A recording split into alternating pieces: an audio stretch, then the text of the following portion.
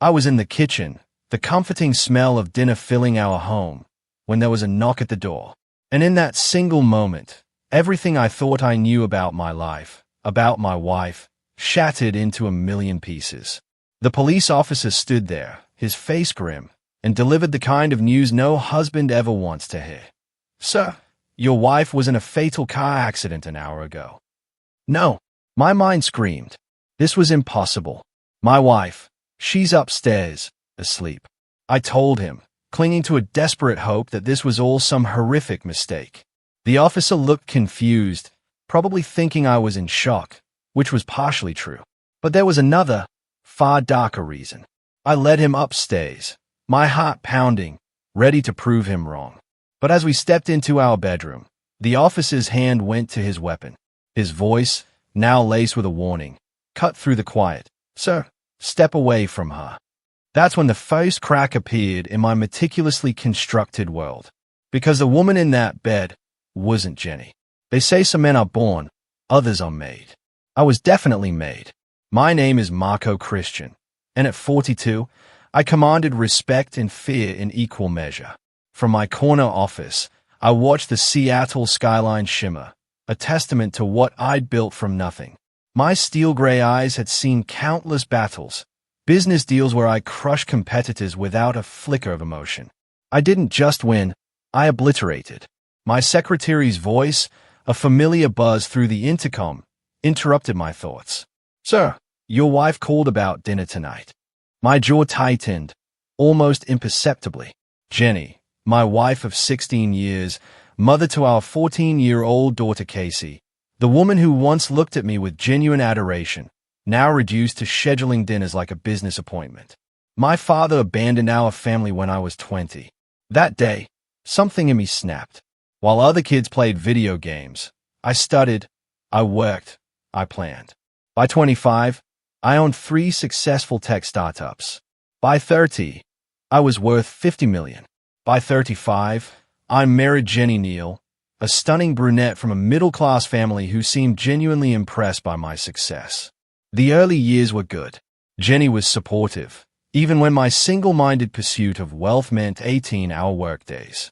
We had Casey, bought the mansion in Bellevue, lived the dream. But success, I've learned, breeds complacency. And complacency breeds betrayal. My phone buzzed, a text from my business partner, Wesley Stratton. "Emergency meeting tomorrow. Need to discuss the Henderson contract." Wesley, 6 feet tall, charming smile, the kind of man I'd seen potential in. I made him my partner, gave him 40% of everything I'd built. A young friend, a rising star, the American dream embodied. Or so I thought. That evening, I arrived home to find Jenny in the kitchen. She was wearing a black dress that hugged her curves perfectly, too perfectly for a quiet dinner at home. "You look beautiful," I said, kissing her cheek. She tensed slightly at my touch. "Thank you. How was your day?" Her voice, a forced cheerfulness, grated against my nerves. "Productive," I replied, watching her closely. "Wesley mentioned an issue with Henderson. Are you familiar with that client?" Something flickered in her eyes. "No. Should I be?" "Just curious. You seem to know more about my business lately than you used to." Then Casey bounded into the kitchen, her blonde hair, so like her mother's, bouncing as she moved. "Dad, can I sleep over at Melissa Connor's house this weekend?" Melissa Connor. My mind automatically filed away the name. Her dad's a police officer. She's new at school.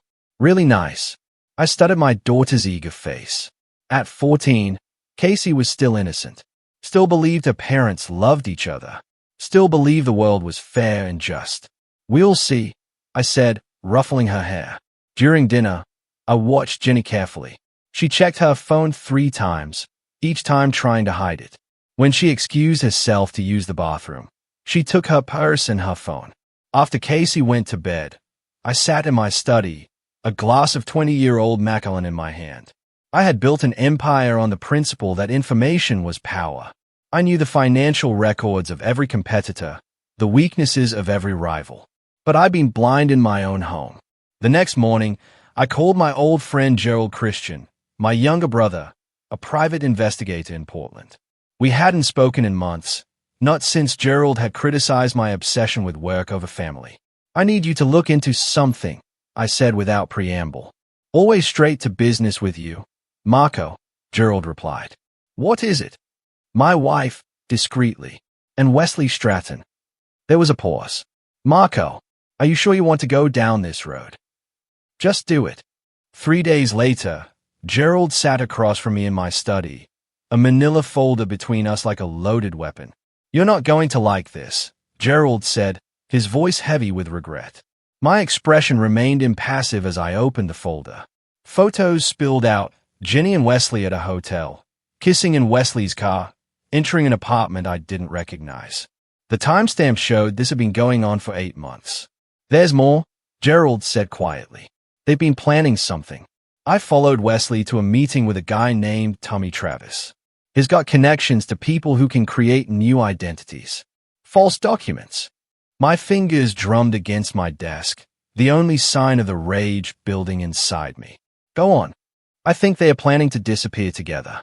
Wesley's been slowly liquidating assets, converting them to cryptocurrency. And Jenny? Gerald hesitated. She's been photographing documents from your home office. Which documents? Your insurance policies, business contracts, offshore accounts, everything worth stealing. I stood and walked to my safe, pulling out several files. I noticed they'd been moved slightly, so subtle that most people wouldn't catch it. But I noticed everything. How much does Wesley have access to, with his partnership share and what Jenny's feeding him?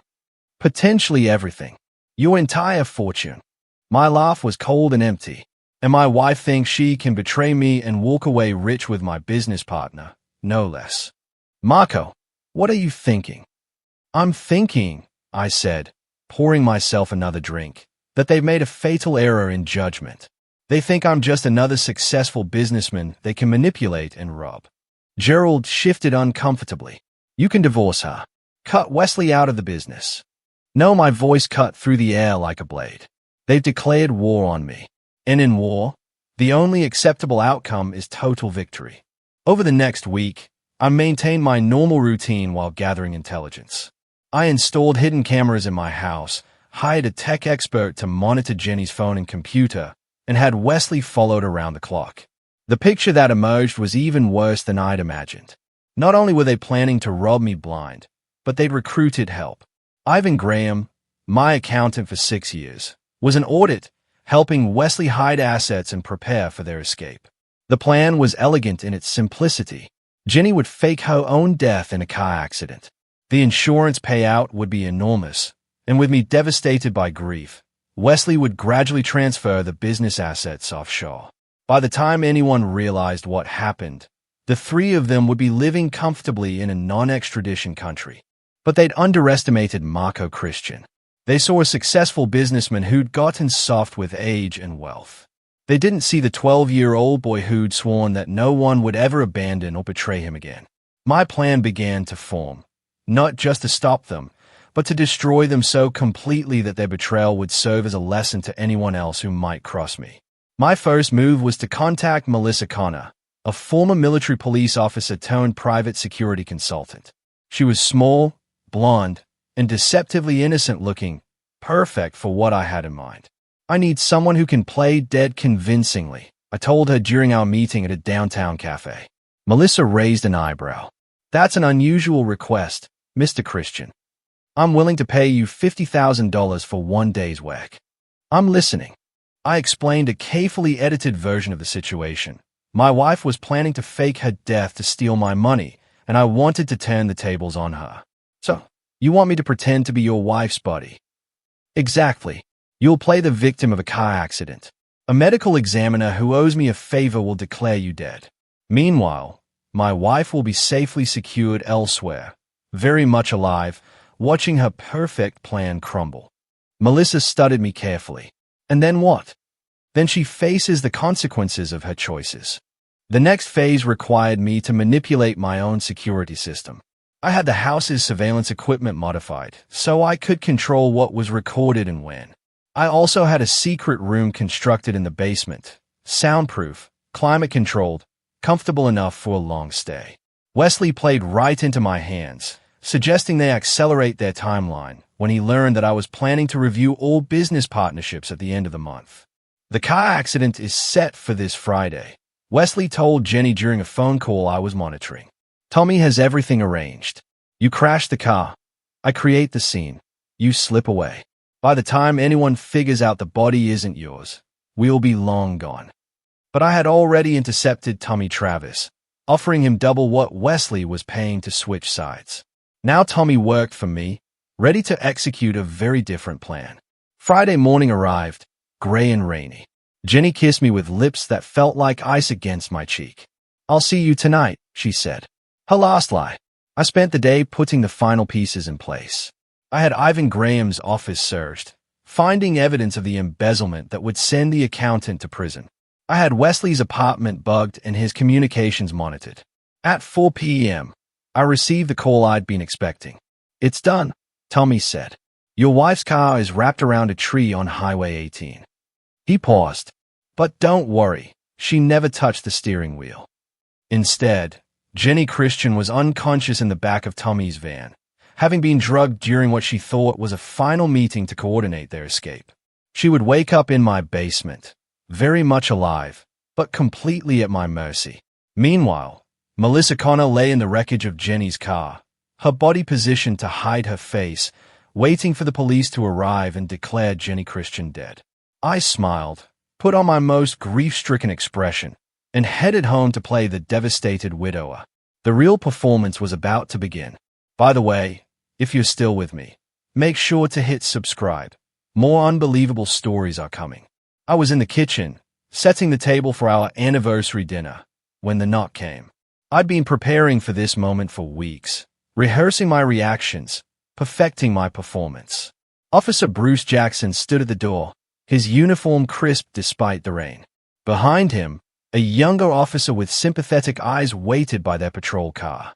Mr. Christian, I'm Officer Jackson with the Bellevue Police Department. My face immediately showed concern. Is everything all right, officer? Sir, I'm afraid I have some very difficult news. Your wife was in a fatal car accident an hour ago. My carefully crafted expression of shock and disbelief would have won me an Academy Award. My face went pale. My hand gripped the door frame, and my voice cracked perfectly when I spoke. No, that's impossible. She's upstairs asleep. She had a headache and went to lie down. Officer Jackson exchanged a glance with his partner. So, I understand this is difficult to process, but we found her vehicle wrapped around a tree on Highway 18. The medical examiner has confirmed. No, my voice carried just the right note of desperate denial. She's upstairs in our bedroom. I'll show you. I led the officers through my house, my steps urgent and desperate. The performance was flawless. A man clinging to hope against impossible odds. Jenny, I called out as we climbed the stairs. Jenny, wake up. There are police officers here with some mistake about you being in an accident. The master bedroom door was slightly ajar. I pushed it open, letting the officers see into the room first. On the bed, under the covers, was a feminine form. Blonde hair spread across the pillow, face turned away from the door. See? My voice was thick with relief and vindication. She's right, hey. She's just sleeping. But as they approached the bed, Officer Jackson's hand moved instinctively to his weapon. He'd seen enough crime scenes to recognize something was wrong. So, he said, his voice carefully controlled. Step away from her. The figure on the bed wasn't breathing, wasn't moving at all. Officer Jackson drew his weapon, his partner following suit. Sir, step back now. My expression shifted from relief to confusion to dawning horror. Another perfect performance. What's wrong? What are you doing? Jackson approached the bed carefully, his gun trained on the motionless figure. When he reached out to check for a pulse, his hand found cold, waxy skin. It was a mannequin, a life-sized, incredibly realistic mannequin, dressed in Jenny's clothes, wearing her jewelry, with a blonde wig styled exactly like her hair. Mr. Christian, Jackson said, his voice now official and cold. I need you to put your hands where I can see them and tell me where your wife really is. My performance shifted again. Now, I was a confused, grieving husband who couldn't understand what was happening. I don't understand. She was here when I went downstairs. She was sleeping right here. So, this is a mannequin. Where is your wife? I don't know. She was here. Someone took her. My voice rose with panic that seemed entirely genuine. In the basement, 30 feet below where they stood, Jenny Christian was waking up in my specially prepared room. The walls were soundproof, the door was steel, and there was no way out except through me. She would wake up to find herself in a comfortable but inescapable prison, with a monitor showing her exactly what was happening upstairs. Watching her husband give the performance of a lifetime while her lover and co-conspirators waited for news of her death. The trap was sprung, and now, the real game could begin. Jenny's consciousness returned slowly, like swimming up through dark water. Her head pounded, her mouth was dry, and she couldn't remember where she was. As her vision cleared, she found herself lying on a comfortable bed in a room she'd never seen before. The walls were painted a soothing cream color. There was carpeting on the floor, a small bathroom visible through an open door, and even a kitchenette with a mini fridge. It looked almost like a luxury hotel suite, except for one crucial detail. There were no windows, and the door was clearly reinforced steel. A large flat-screen TV mounted on the wall flickered to life, showing her husband's face. But not Marco as she knew him. This Marco looked haggard, desperate, pleading with police officers. She was here. His voice came through the speakers. Someone must have taken her. Jenny's blood turned to ice as she realized what she was watching. This was live footage from their bedroom, where a mannequin wearing her clothes lay motionless on their bed. A second camera angle showed Officer Jackson interrogating Marco in their living room. Mr. Christian, your wife's car was found in a fatal accident. The body at the scene has been identified as Jenny Christian, but now you're claiming she was kidnapped from your bedroom. I know how it sounds, Marco said, his voice breaking convincingly. But I'm telling you the truth. She was sleeping upstairs when you arrived. Jenny's hands shook as the full scope of what was happening hit her. The car accident, the fake death, Wesley waiting for her to escape. None of it had gone according to plan. Marco knew. Marco had known all along. An intercom crackled to life in her room. Hello, darling. Marco's voice, calm and controlled. Nothing like the desperate man on the screen. I trust you're feeling better. You were unconscious for quite a while. Marco, she whispered, then louder. Marco, what have you done? I've given you exactly what you wanted, Jenny. You wanted to disappear, to leave your old life behind. Consider this your fresh start. Let me out of here. I'm afraid that's not possible. You see, according to the world, Jenny Christian died in a car accident this afternoon. There's even a body to prove it. Well, close enough for the initial investigation. On the screen, she watched Wesley's BMW pull into their driveway. He got out, his face a mask of concern and grief, ready to play the supportive business partner consoling his friend's loss. Wesley's here, Marco continued through the intercom. He's come to comfort me in my time of grief. Isn't that touching? The same man who's been sleeping with my wife has come to offer his condolences. Jenny watched in horror as Wesley embraced Marco at the front door, both men playing their roles perfectly. Wesley had no idea that his lover was very much alive and watching from her underground prison. You're insane, Jenny said. I'm thorough, Marco corrected. Did you really think you could steal 16 years of my life, rob me blind, and just walk away? Did you think I'd never find out about the offshore accounts, the false identities, the insurance fraud? Wesley was now in their living room, talking to the police officers. Marco, I can't believe this happened. If there's anything I can do, he doesn't know, does he? Marco's voice held dark amusement. Wesley still thinks you're dead. Still thinks his plan worked perfectly. He's probably wondering why he hasn't heard from you yet. But he'll assume you're being cautious, waiting for the heat to die down. This is kidnapping, murder. They'll figure it out. Will they? The police have a body, a car accident, a grieving husband who clearly had nothing to do with it since he was home preparing dinner. Wesley will provide my alibi. He spoke to me an hour before the accident. Can confirm I was home cooking. The camera showed Gerald Christian arriving at the house. My brother, there to provide family support during the tragedy. Jenny had always liked Gerald. Thought he was the more reasonable of the two brothers. Even Gerald's playing his part, Marco said, as if reading her thoughts. Is quite the actor when properly motivated. Gerald's helping you. Gerald understands family loyalty, something you never learned.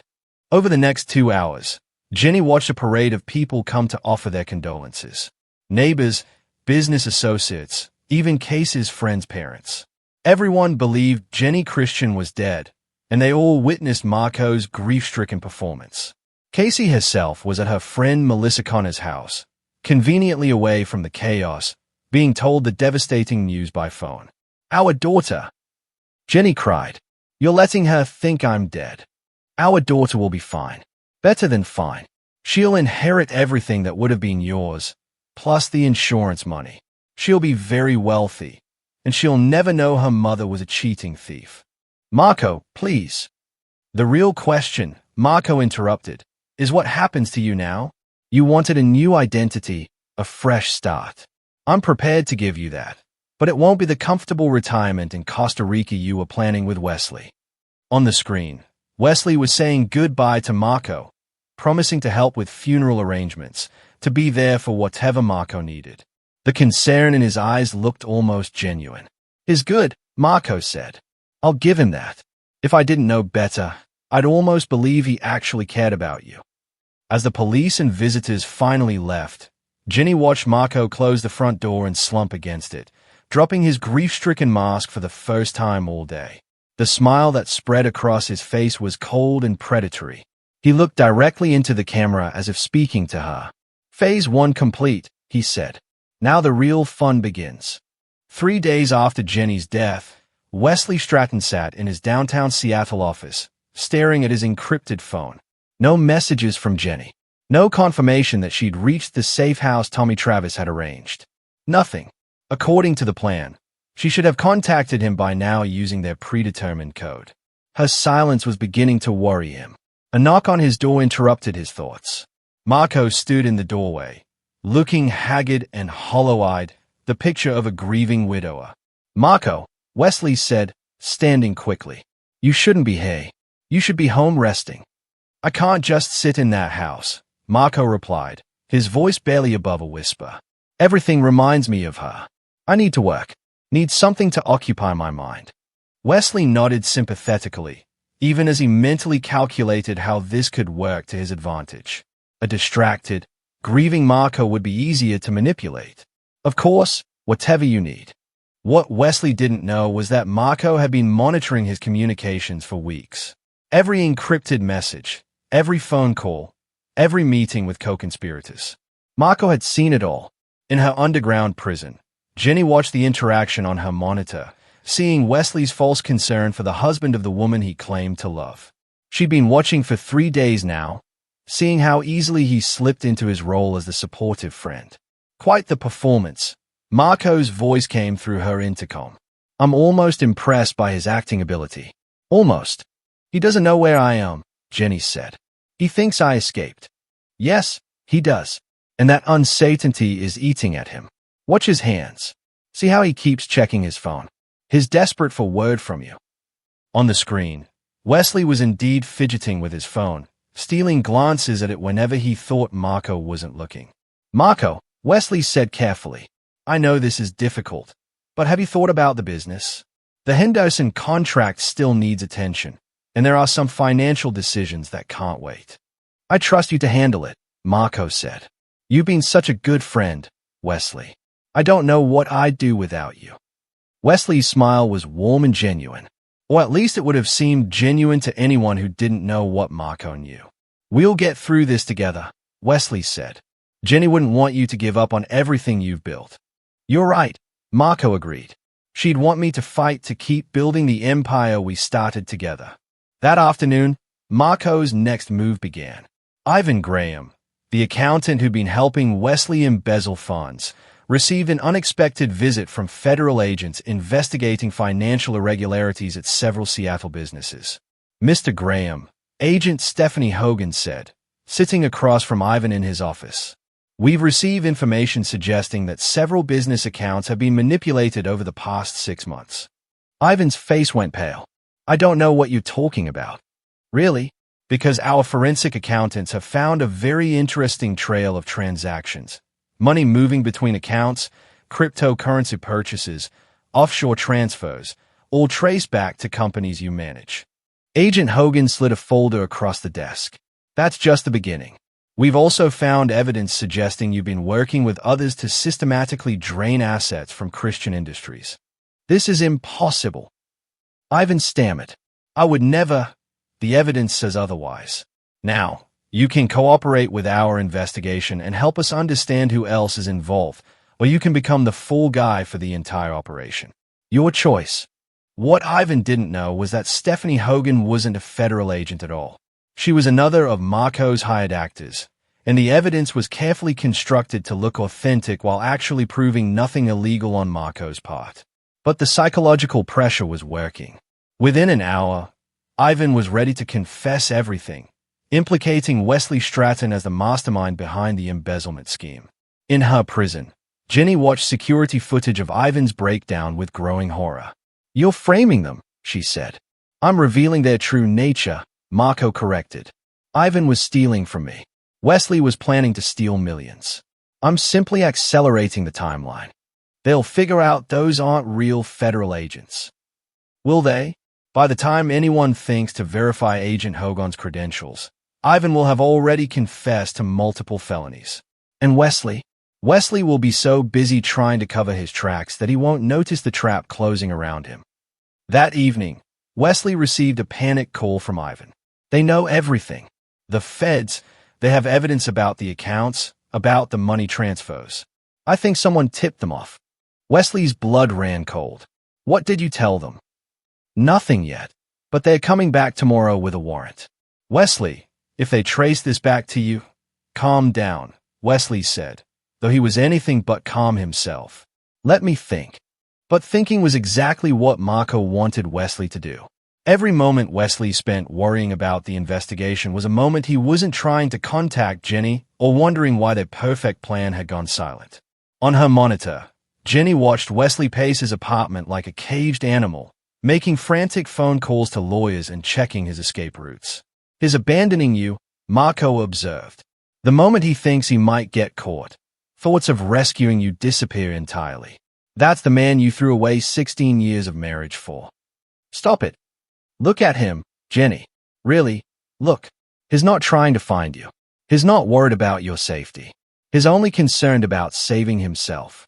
As if to prove Marco's point, Wesley's next call was to Tommy Travis, but not to ask about Jenny's whereabouts. Instead, he was demanding a new identity for himself, wanting to disappear immediately. My wife is dead, Jenny whispered, watching the man she'd risked everything for abandon her without a second thought. No, Marco said softly. Jenny Christian is dead. But you're something new. Now the question is, what do you want that something to be? The trap was working perfectly. Wesley was panicking, making mistakes, burning bridges in his desperate attempt to escape. And soon, Marco would spring the final phase of his revenge. The one that would destroy not just Wesley's life, but everything he'd ever hoped to build on the ruins of Marco's marriage.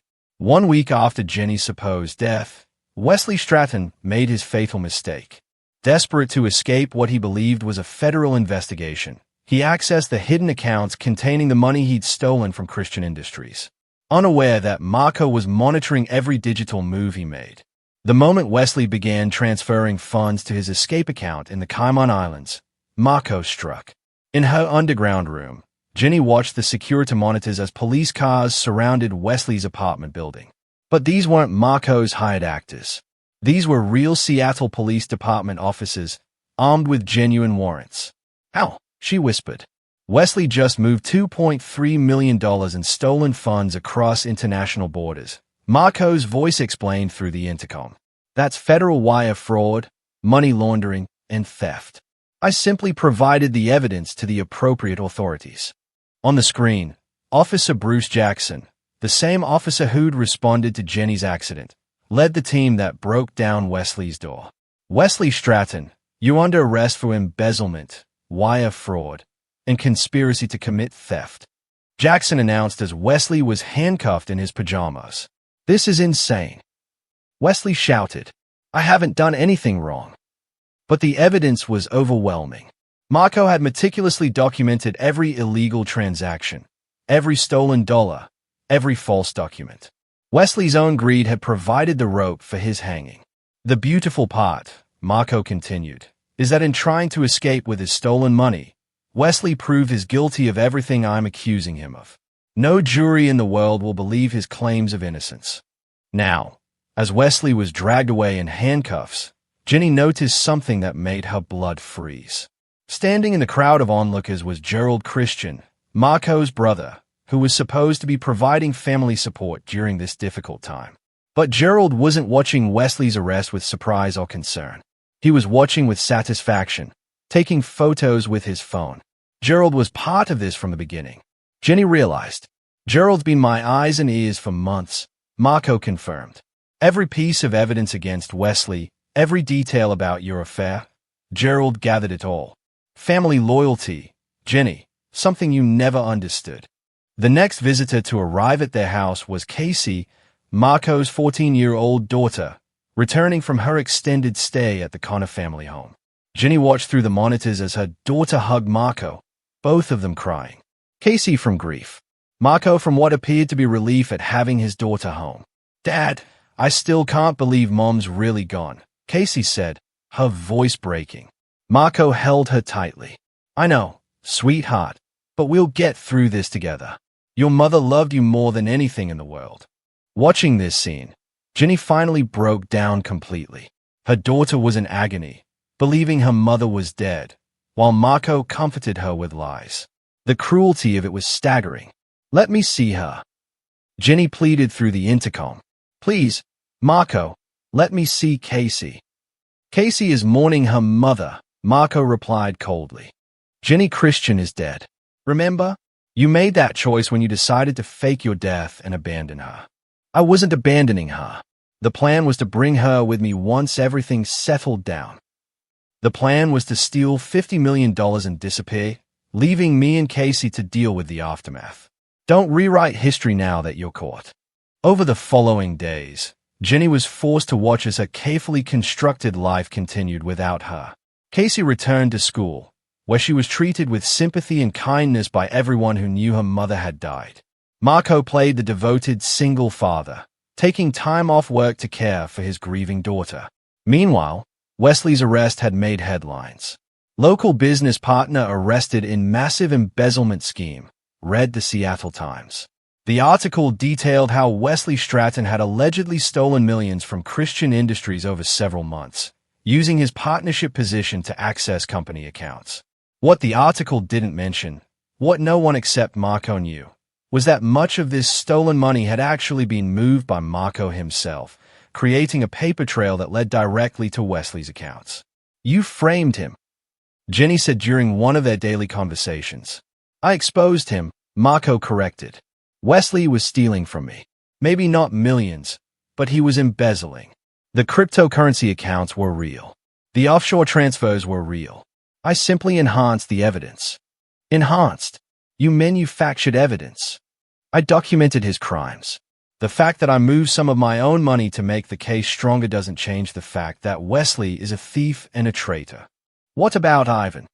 "Ivan's cooperating fully with authorities. He's provided detailed testimony about Wesley's embezzlement scheme in exchange for a reduced sentence. 5 years in minimum security instead of 20 in federal prison. He's quite grateful."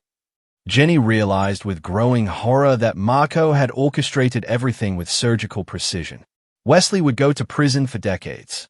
Ivan would serve a manageable sentence for his cooperation, and Marco would emerge as the victim, the betrayed friend who'd lost both his wife and his business partner to their treacherous scheme. "And what about me?" she asked. "What's my role in this masterpiece?" "You, my dear, are the tragic victim whose death exposed their crimes.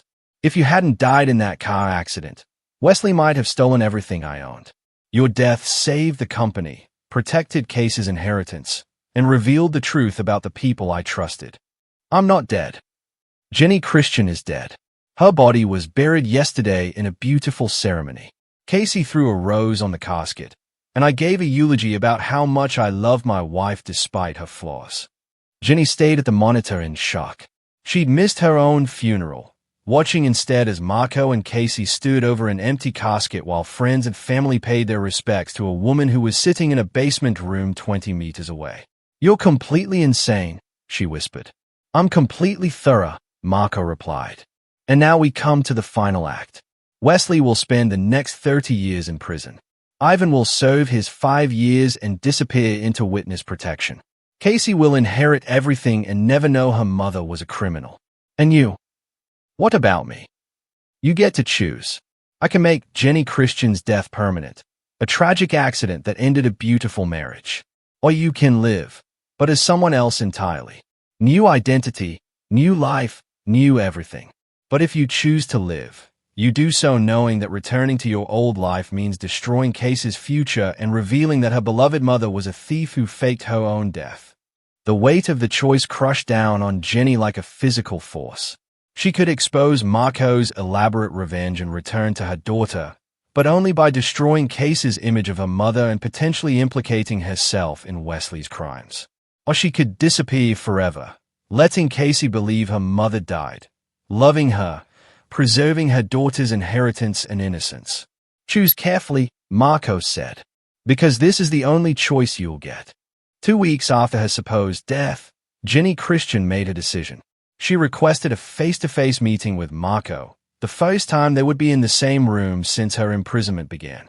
Marco entered her underground room carrying a chair, which he placed carefully across from where she sat on the bed. He looked different, leaner, harder, as if the past month had stripped away any softness he'd once possessed. "You look terrible," he observed clinically. 2 weeks in a basement prison will do that, Jenny replied. Despite everything, she couldn't help but notice that Marco looked better than he had in years. Revenge, apparently, agreed with him. "Have you decided? I want to know something first. Why this elaborate scheme? Why not just divorce me, prosecute Wesley, and move on with your life?" Marco leaned back in his chair, studying her as if she were a business problem to be solved. "Because divorce would have given you half of everything I built. Because prosecuting Wesley would have made him a martyr to your affair. Because moving on would have meant accepting that you won. So, this is about winning. This is about justice. You and Wesley thought you could destroy my life and walk away rich. Instead, Wesley is in federal prison. Ivan is in witness protection. And you're sitting in a basement room, choosing between death and exile. What about Casey? Don't you care what this is doing to her?" For the first time, something flickered in Marco's eyes.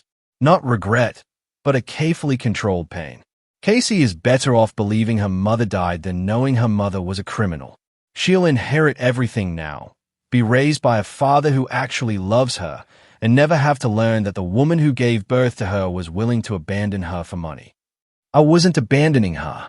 The plan was to steal $50 million and disappear to a non-extradition country. Don't insult my intelligence by claiming you were going to send for Casey later." Jenny fell silent, because in her heart, she knew he was right. The plan had always been about escaping with Wesley, and Casey had been an afterthought, to be dealt with later. "I've made my decision," she said finally, "and I choose exile. But I have conditions." Marco raised an eyebrow. "You're hardly in a position to negotiate. You want me gone permanently. I can give you that, but I want regular updates on Casey. Photos, school reports, confirmation that she's happy and healthy. I want to know my daughter is thriving, even if I can't be part of her life." "Agreed. Anything else?" "I want to know that she'll never learn the truth about me. Promise me that whatever story you tell her about why I died, it's something she can live with, something that won't destroy her memory of me." Marco nodded slowly. "She believes you died instantly in the accident, that you didn't suffer. She believes you loved her more than anything in the world and that your last words were about how proud you were of her." Tears started flowing down Jenny's face. "Thank you. Don't thank me yet. Your new identity comes with strict rules. You'll live in a small town in Montana under the name Bethany Hickman. You'll work as a bookkeeper for a family-owned business. You'll have a modest apartment and a used car. You'll never contact anyone from your old life. Never try to research Casey or me. Never attempt to return to Seattle. And if I break these rules, then evidence will surface proving that Ginny Christian wasn't killed in an accident. She faked her death as part of Wesley Stratton's embezzlement scheme. Casey will learn that her mother was a criminal who abandoned her. The insurance money will be recovered. Casey's inheritance will be frozen pending legal proceedings, and you'll spend the rest of your life in federal prison. The brutality of the trap was perfect. Marco had ensured that any attempt by Jenny to reclaim her old life would destroy the daughter she was trying to protect. You've thought of everything, haven't you? I always do. 3 days later, Jenny found herself in the passenger seat of Gerald Christian's pickup truck, driving through the Montana countryside toward her new life. Gerald had been silent for most of the journey, but as they neared their destination, he finally spoke. You know he still loves you, Gerald said quietly. Funny way of showing it. Marco doesn't forgive. Never has. Not since our father left. But he also doesn't hate without cause. What you did to him. What you did to Casey. It broke something in him that can't be fixed. I made a mistake. People make mistakes. Gerald glanced at her in the rearview mirror. Mistakes are forgetting anniversaries or leaving the milk out. What you did was calculated betrayal over months. There's a difference. They drove in silence until they reached Bethany Hickman's new home, a small apartment above a bookstore in a town so remote it barely appeared on maps. This is it, Gerald said, handing her a set of keys and an envelope. Your new identity, social security card, driver's license, and enough money to get started. There's a job waiting for you at the hardware store. They think you're a widow from California looking for a fresh start. Will I ever see you again? No. As far as the world is concerned, Gerald Christian helped bury his sister-in-law 2 weeks ago. Bethany Hickman has no connection to anyone named Christian.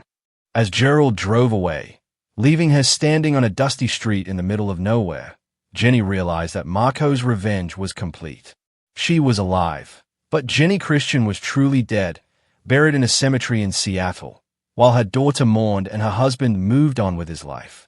But she was alive, and that was more than Wesley could say from his federal prison cell. 6 months later, Marco Christian stood in his Seattle office, looking out at a city that no longer held any painful memories. Wesley Stratton had been sentenced to 35 years in federal prison. Ivan Graham had completed his cooperation agreement and disappeared into witness protection. The insurance company had paid out Jenny's life insurance policy without question. Christian Industries was more profitable than ever, having absorbed Wesley's partnership share and eliminated the systematic theft that had been bleeding money for months. Marco's net worth had actually increased since his wife's death. Casey was thriving. At 15, she'd grown into a confident, intelligent young woman who spoke about her mother with love, but without the crushing grief that had characterized the first few months. She was getting straight A's, had been accepted into a summer program for gifted students, and seemed genuinely happy. Dad, are you ready for dinner? Casey asked, poking her head into his office. Almost finished here, Marco replied, closing the file he'd been reviewing. Good. I'm making that pasta dish Mom taught me before. She paused, the automatic reference to her mother still sometimes causing a flicker of sadness. She'd be proud of how well you cook it, Marco said gently. Casey smiled. I think so, too. As they walked to the kitchen together, Marco reflected on how completely his life had been reconstructed. He'd eliminated every trace of betrayal, protected his daughter's future, and ensured that those who tried to destroy him were permanently neutralized. In Montana, Bethany Hickman finished her shift at Rocky Mountain Hardware and walked the 3 blocks to her small apartment. She'd lost 20 pounds. Her hair was shorter and darker now, and she dressed in simple clothes that would have horrified the fashion-conscious Ginny Christian. But she was surviving. The work was honest. The town was quiet, and every month she received an unmarked envelope containing photos of Casey at school, at home, with friends, watching her daughter grow up through carefully cropped photographs that revealed nothing about Marco's life. Casey looked happy. That was all that mattered. Bethany had tried once to research news about Seattle online. Within hours, her internet service had been cut off, and a man in a suit had appeared at her door with a reminder about the terms of her agreement. She never tried again. Some evenings she would sit on her apartment's small balcony and wonder if she could have made different choices. If she could have been satisfied with the life she'd had instead of risking everything for something more exciting. But those thoughts led nowhere productive. Jenny Christian had made her choices, and Bethany Hickman lived with the consequences. Meanwhile, in Seattle, Marco had begun dating again, carefully, selectively, with women who understood that his daughter came first and that he wasn't interested in anything casual. He'd learned to trust his instincts about people, to spot the warning signs he'd missed with Jenny. "You know," Gerald said during one of their monthly dinners, "you could have just divorced her. It would have been simpler." "Simpler isn't always better," Marco replied. "This way, Casey keeps her inheritance, her innocence, and her memories. Wesley and Ivan face actual consequences for their crimes, and I never have to worry about any of them returning to hurt my family again. And you're okay with the fact that she's still alive out there?" Marco considered this. "She's not alive. Jenny Christian is dead. There's a woman in Montana who looks like her, but Jenny Christian died in that car accident, just like everyone believes." That's a very clinical way of looking at it. I'm a clinical person. It served me well. As the months turned into years, the story of Marco Christian's tragic loss became just another piece of Seattle business folklore. The successful entrepreneur who'd lost his wife in a car accident discovered his business partner's betrayal, but emerged stronger than ever while raising his daughter alone. Casey graduated high school as valedictorian and was accepted to Stanford with a full scholarship. She decided to study business, wanting to eventually join her father's company. "I want to build on what you and Mom started," she told Marco during her graduation party. "She'd be incredibly proud," Marco said, and meant it. In Montana, Bethany Hickman read about Casey's graduation in the newspaper clipping that arrived with her monthly photos. She cried for hours. Tales of pride, grief, and acceptance all mixed together. Her daughter was successful, happy, and loved. That had to be enough. Marco's revenge was complete, not because he destroyed his enemies, but because he'd built something better from the wreckage they tried to create. Casey would inherit an empire, never knowing her mother had tried to steal it. Wesley would spend his best years in prison, never knowing the woman he'd loved was still alive. And Jenny would spend her life watching from a distance, as the family she'd abandoned thrived without her. It was, Marco reflected, perfect justice. Not mercy, not forgiveness, but perfect, inescapable justice. And for a man who'd learned at 12 years old that the world was cruel and unforgiving, perfect justice was the only victory that mattered. 5 years after Jenny Christian's death, Marco stood at his daughter's college graduation, watching Casey accept her business degree with honors. She was beautiful, brilliant, and completely innocent of the darkness that had once threatened to destroy their family. In the audience, he noticed a woman with short dark hair, watching from the back row, wearing sunglasses and a baseball cap. For just a moment, their eyes met across the crowded auditorium. Bethany Hickman had broken the rules one last time, traveling across the country to see her daughter graduate. It was a risk that could destroy everything, but she had to see Casey's triumph with her own eyes.